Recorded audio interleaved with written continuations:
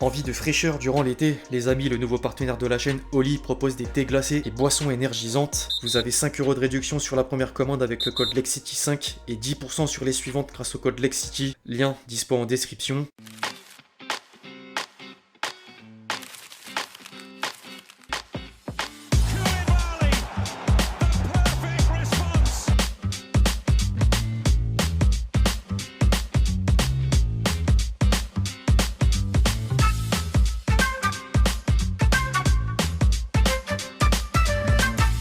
L'équipe, j'espère que vous allez bien. Aujourd'hui, on se retrouve pour aborder les dernières informations sur le mercato. Le marché des transferts estival 2023 marquera sans doute les prémices du développement de l'Arabie Saoudite dans le foot. Le pays du Moyen-Orient est en train de rafler plusieurs grands noms à plus de 28 ans avec des sommes d'argent astronomiques. Et une question se pose. Est-ce que vous voyez le phénomène d'un bon oeil ou au contraire un danger, une menace pour notre sport? Certains diront peut-être que c'est un plus pour amener une nouvelle concurrence aux 5 championnats majeurs, d'autres que les clubs saoudiens tuent le foot avec la pratique du sport washing, alors qu'en parallèle, la Ligue 1 tendait à se développer toujours plus. La réponse, elle me concerne directement les amis, car mon Lens s'apprête à vendre Seko Fofana qui a malheureusement pour nous, Lens choisit de rejoindre Al Nassr en Arabie Saoudite. Alors je compte sur vous pour me donner un avis dans les commentaires et au passage, lâchez votre meilleur j'aime. Vous avez répondu présent dans le dernier épisode de la série et je compte sur vous pour faire de même. Un gros merci à tous ceux qui le feront une fois de plus.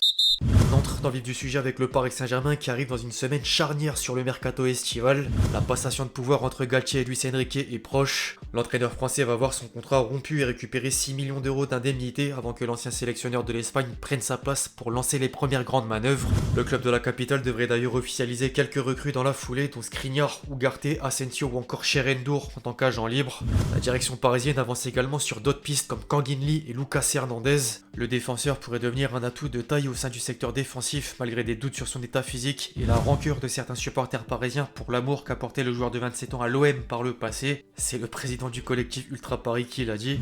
En parallèle, la situation de quelques cadres interroge à l'image d'Hakimi. À en croire Marca, le Marocain n'est plus très heureux où il est et envisage de changer d'air, d'autant que Manchester City voudrait le recruter pour pallier le départ de Kyle Walker en partance vers le Bayern.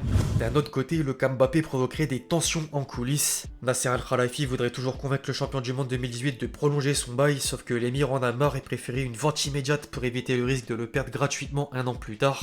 PSG Community s'est encore prononcé sur la seconde option dont Luis Campos ferait les frais car la connexion avec George Mendes serait mal perçue en interne, tandis que Doha aimerait donner à Luis Enrique les pleins pouvoirs. Les dirigeants parisiens auraient néanmoins fixé un ultimatum au capitaine de l'équipe de France qui doit trancher avant la reprise de l'entraînement. Le plan initial du Kicks reste toujours d'honorer sa dernière année de contrat et les quotidiens madrilènes expliquent que son souhait a pour but d'empocher un pactole d'au moins 250 millions d'euros. Mbappé doit d'abord percevoir 60 millions de salaire et une récompense de fidélité à hauteur de 90 millions, puis une prime à la signature au Real Madrid de près de 100 millions, soit 250 millions au total. Affaire à suivre. En dehors de la saga interminable, les amis, le champion de France devra prendre une décision sur les joueurs de retour en prêt comme Paredes. L'Argentin s'apprête pour l'heure à démarrer la pré-saison sous le maillot rouge et bleu, sauf que les médias turcs révèlent un accord avec le Galatasaray. Photomatch fait même d'une paire de coups sur sa dernière édition avec Wijnaldum qui aurait trouvé un terrain d'entente avec le Fenerbahçe. Keylor Navas serait lui dans les petits papiers de l'Inter pour succéder à Onana dans le viseur de Manchester United, alors que Xavi Simons ferait pencher la balance sur une prolongation de contrat au PSV Eindhoven plutôt que de revenir au sein de la capitale française. La clause de rachat n'est que de 6 millions d'euros, mais le dernier mot revient à la pépite néerlandaise.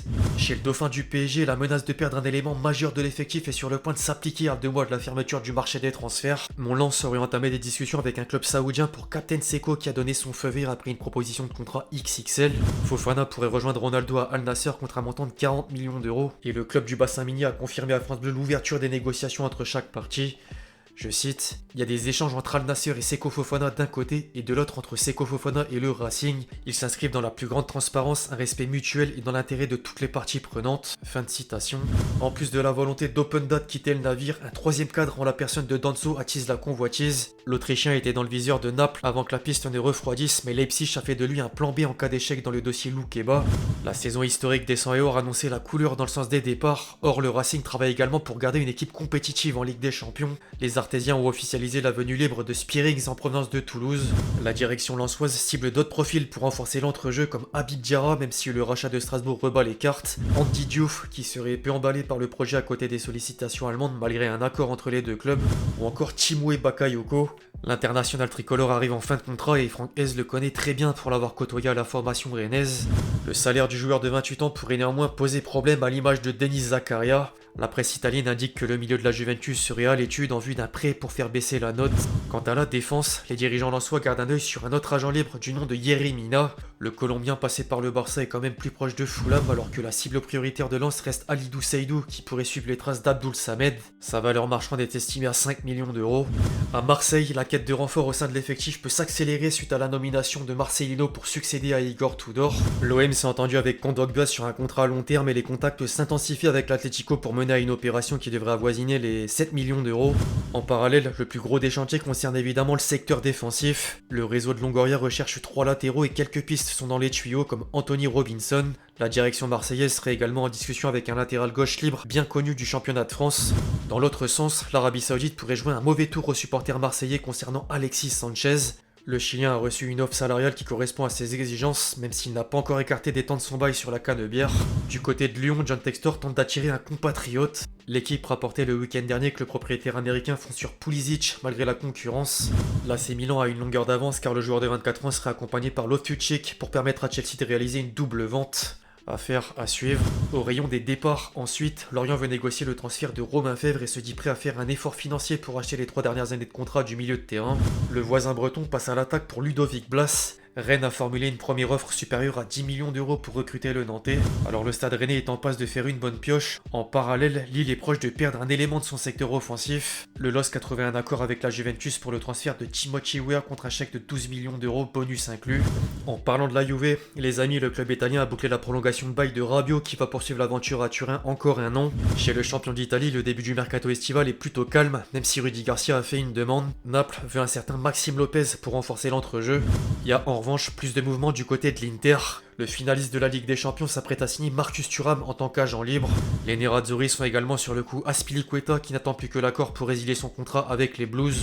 D'un autre côté, l'Inter doit cibler le successeur de Brozovic en partance vers le Moyen-Orient. Al Nasser a satisfait le club italien avec une proposition à hauteur de 23 millions d'euros et il ne manque plus que le feu vert du Croate qui réclame un salaire plus important autour de 30 millions d'euros par an. A noter que le Barça tente de s'immiscer dans le dossier pour l'aligner aux côtés de Gundogan. Les Blaugrana viennent d'officialiser l'arrivée de l'Allemand en provenance de Manchester City. En parallèle, le club catalan prépare l'avenir et devrait débourser 35 millions d'euros pour convaincre l'Atlético Paranense de céder Vitor Roque. En plus du crack brésilien, le champion d'Espagne garde un œil sur Arda Güler, la pépite turque. Sur le côté des départs, le Bayern aimerait mettre la main sur Frenkie de Jong. Les deux écuries européennes vont peut-être lier Kimmich qui était dans le viseur du club catalan au cours des dernières semaines. Après l'officialisation de Guerreiro, les Bavarois sont également prêts à passer à l'action pour la quête du numéro 9. À en croire Sky Sport, Tourelle aurait obtenu le feu vert d'Harry Kane qui est intéressé à l'idée de débarquer en Bavière. Tottenham restera néanmoins inflexible et attend une somme proche des 100 millions d'euros pour le laisser partir. En parlant d'argent, Leipzig envoie dans tous les sens. La formation Red Bull vient de s'attacher les services de Baumgartner contre la bagatelle de 27 millions d'euros. En parallèle, le club allemand est en passe de récupérer près de 100 millions d'euros grâce au transfert de Gvardiol vers Manchester City. Le champion d'Europe qui tente toujours de shipper Declan Rice à Arsenal même si l'anglais a une préférence pour le club londonien. Les Gunners vont bientôt annoncer la venue d'Havertz. Mikel Arteta vient d'ailleurs de déclarer qu'il a la première des nombreuses arrivées à venir. Le Star a justement mentionné quelques noms dans les tuyaux comme Timber qui va débarquer contre un montant de 45 millions d'euros en provenance de l'Ajax. Newcastle a également tiré le gros lot avec le transfert à venir de Sandro Tonali contre un billet de 75 millions d'euros. Les Magpies font le nécessaire pour disputer la prochaine campagne européenne et d'autres profils de taille sont dans le viseur. Selon Sky Sports, Chiesa et Théo Hernandez ont fait l'objet d'une approche. Du côté de Chelsea, à présent tout le monde a compris que la priorité était de vendre entre Pulisic et Loftus-Cheek en passe de rejoindre l'AC Milan, Havertz à Arsenal, Mason Mount vers Manchester United et quelques éléments en Arabie Saoudite. Al Hilal a d'ailleurs officialisé l'arrivée de Koulibaly alors que Ziyech et Edouard Mendy ne vont pas tarder à suivre respectivement à Al Nasser et Al Ahly. En parallèle, les Blues devraient enregistrer de premiers renforts avec la signature de Jack Jackson. En parlant de l'Arabie Saoudite, hormis les 3 départs de Chelsea pour la Saudi Pro League, Ruben Neves s'est engagé avec Al Hilal contre la bagatelle de 55 millions d'euros. Le prochain sur la liste pourrait être Firmino qui a dit oui à la proposition de contrat d'Al Ahly. Alors Al Nasser est sur le point de boucler Ziyech mais compte également faire Griezmann dont la clause libératoire est de 25 millions d'euros. Quant au rayon des officiels, Sergio Busquets a décidé de rejoindre Messi à l'Inter Miami. Le Fenerbahçe s'est offert Edin Dzeko, libre de tout contrat. Justin Kluivert poursuit sa trajectoire de carrière sinusoïdale à Bournemouth après un prêt à Valence. Enfin, le Celta Vigo a nommé Rafa Benitez comme nouvel entraîneur et le Maccabi Tel Aviv s'est tourné vers Robbie Keane, la légende irlandaise. Bref, l'équipe c'est tout pour cette vidéo sur l'actualité des dernières rumeurs de transfert et quelques officiels comme d'habitude. J'espère que vous l'avez kiffé, je compte sur vous si c'est le cas pour lâcher votre meilleur j'aime. N'hésitez pas à me donner vos avis sur tout ce qu'on a pu aborder aujourd'hui, puis d'ici là, on se retrouve très vite sur la chaîne pour de nouvelles vidéos, c'était LexG. Ciao.